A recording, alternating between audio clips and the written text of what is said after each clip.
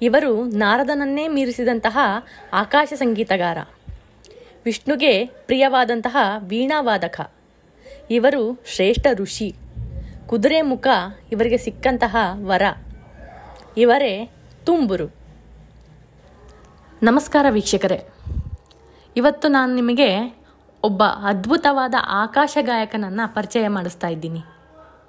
ಅವರೇ ತಂಬುರು. ಇವರನ್ನು ತಂಬುರು, ತುಂಬುರು, ತುಂಬರ, ತುಮರಕ ಹಾಗೆ ಹಲವಾರು ಹೆಸರುಗಳಿಂದ ಕರೀತಾರೆ. ತುಂಬುರು ಸ್ವರ್ಗದ ದೇವತೆಗಳ ಗಂಧರ್ವ ಗುಂಪಿಗೆ ಸೇರಿದವರು. ಇವರ ತಂದೆ ಋಷಿ ಕಶ್ಯಪ, ತಾಯಿ ಪ್ರದ. ಇವರ ಅಣ್ಣ ತಮ್ಮಂದಿರು ಬಹು, ಆಹಾ, ಊಹು. ಇವರು ಬ್ರಹ್ಮದೇವರ ಮೊಮ್ಮಗ. ತುಂಬುರುವಿನ ವೀಣೆಯ ಹೆಸರು ಕಲಾವತಿ. ತುಂಬುರು ಕುಬೇರ ಹಾಗೂ ಇಂದ್ರದೇವರ ಆಸ್ಥಾನಗಳಲ್ಲಿ ತಮ್ಮ ಸಂಗೀತ ಪ್ರದರ್ಶನವನ್ನು ನೀಡ್ತಾ ಇದ್ರು. ಜೊತೆಗೆ ವಿಷ್ಣು ದೇವರ ಸ್ತುತಿಗಳನ್ನು ಹಾಡ್ತಾ ಇದ್ರು. ಕೆಲವು ಹಿಂದೂ ಪುರಾಣಗಳ ಪ್ರಕಾರ ಇವರನ್ನು ಗಂಧರ್ವರಲ್ಲೇ ಅತ್ಯುತ್ತಮ ಆಕಾಶ ಸಂಗೀತಗಾರ ಎಂಬ ಬಿರುದು ಕೂಡ ಇವರಿಗೆ ಸಿಕ್ಕಿದೆ. ತುಂಬುರಿನ ಕುರಿತು ಒಂದು ದಂತಕಥೆಯನ್ನು ನಾನು ನಿಮಗೆ ತಿಳಿಸ್ತೀನಿ. ಒಂದು ದಿನ ತುಂಬುರು ಶಿವನನ್ನ ಕುರಿತು ಕಠಿಣ ತಪಸ್ಸಿಗೆ ಜಾರಿ ಬಿಟ್ರಂತೆ. ಆ ಕಠಿಣ ತಪಸ್ಸಿಂದ ಶಿವನಿಗೆ ಬಹಳ ಸಂತೋಷ ಆಗ್ಬಿಡ್ತಂತೆ. ನಂತರ ಶಿವ ತುಂಬುರುವಿಗೆ ನಿನಗೆ ಏನು ವರ ಬೇಕು ಕೇಳು ಅಂತ ಹೇಳಿದ್ರಂತೆ. ತುಂಬುರು ಶಿವನಿಗೆ ನನಗೆ ಕುದುರೆ ಮುಖ ಬೇಕು, ಅಮರತ್ವ ಬೇಕು, ಬ್ರಹ್ಮಾಂಡದ ಪ್ರಯಾಣದ ಸ್ವಾತಂತ್ರ್ಯ ಬೇಕು, ಸಂಗೀತ ಹಾಗೂ ಗಾಯನದಲ್ಲಿ ಕೌಶಲ್ಯ ಬೇಕು, ನಿನ್ನೊಂದಿಗೆ ಸದಾ ನಾನು ವಾಸಿಸಬೇಕು ಅಂತ ಕೇಳಿದ್ರಂತೆ. ಶಿವನು ಸಂತೋಷದಿಂದ ಆಶೀರ್ವಾದ ಮಾಡಿದ್ನಂತೆ. ಈ ರೀತಿಯಾಗಿ ತುಂಬುರು ಗಂಧರ್ವರ ಅಧಿಪತಿ ಎಂಬ ಬಿರುದನ್ನು ಪಡೀತಾರೆ.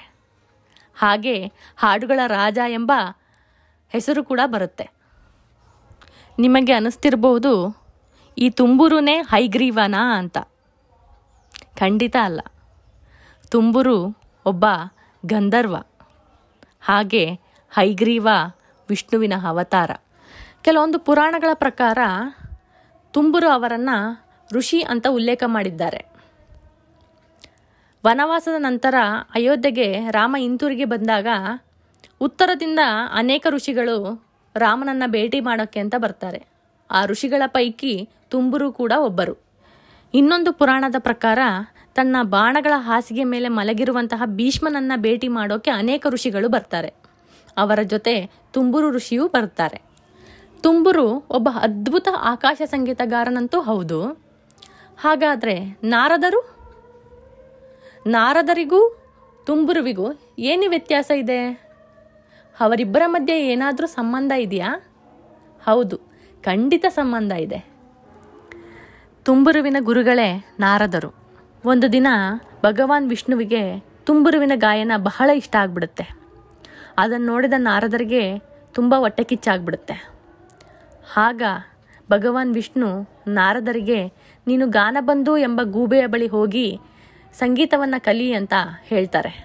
ವಿಷ್ಣುವಿನ ಮಾತಿನಂತೆ ನಾರದರು ಗೂಬೆಯ ಬಳಿ ಹೋಗಿ ಹಲವಾರು ರಾಗಗಳನ್ನು ಕಲಿತಾರೆ. ತಾನೇ ದೊಡ್ಡ ಸಂಗೀತಗಾರ ಅನ್ನೋ ಹೆಮ್ಮೆಯಿಂದ ತುಂಬುರು ಮನೆ ಬಳಿ ಬರ್ತಾರೆ. ತುಂಬುರು ಮನೆಯಲ್ಲಿ ಗಾಯಗೊಂಡಂತಹ ಪುರುಷ ಮತ್ತು ಮಹಿಳೆಯರನ್ನು ನೋಡ್ತಾರೆ. ತುಂಬುರು ಗಾಯಗೊಂಡವರನ್ನು ಸತ್ಕಾರ ಮಾಡೋದನ್ನು ನೋಡಿ ನಾರದರು ಬೇಸರಗೊಂಡು ಹಾಗೇ ಹೋಗ್ತಾರೆ. ಗಾಯಗೊಂಡ ಜನರನ್ನು ತಂಬೂರು ಕಾಪಾಡೋದನ್ನು ನೋಡಿ ಈಶ್ವರ ಹಾಗೂ ಭಗವಾನ್ ವಿಷ್ಣುವಿಗೆ ಬಹಳ ಸಂತೋಷವಾಗುತ್ತೆ. ಇನ್ನು ದೇವಾಲಯಗಳ ವಿಷಯಕ್ಕೆ ಬಂದರೆ ಕುಂಭಕೋಣಂನ ಹಲವಾರು ದೇವಾಲಯಗಳಲ್ಲಿ ತಂಬುರು ಅವರ ವಿಗ್ರಹಗಳನ್ನು ಕಾಣಬಹುದು. ಈ ಸ್ಟೋರಿ ನಿಮಗೆ ಇಷ್ಟ ಆಗಿದ್ದರೆ ಲೈಕ್ ಮಾಡಿ, ಶೇರ್ ಮಾಡಿ, ಸಬ್ಸ್ಕ್ರೈಬ್ ಮಾಡಿ. Thank you.